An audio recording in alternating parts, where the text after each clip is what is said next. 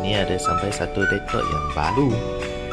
Prosesor dia Core Ultra 5, model dia HP.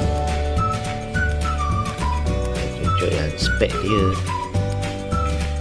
Kalau you budget 2000 lebih, model ni you boleh fikirkan sebab dia punya RAM sampai 24GB, datang sudah 24GB. Lagi dia punya storage 512 dengan tengok prosesor Core Ultra 5.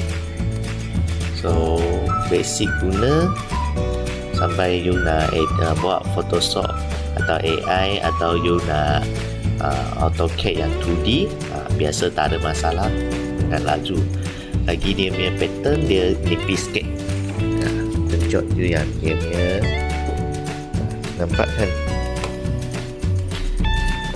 berat 1.5 kg macam tu.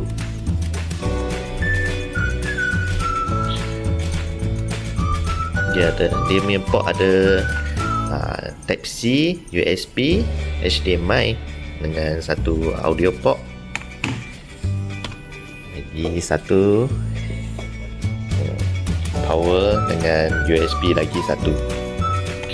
Kalau nak tanya detail, boleh contact kita atau datang kedai computer.net.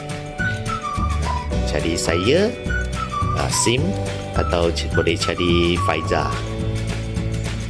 Thank you.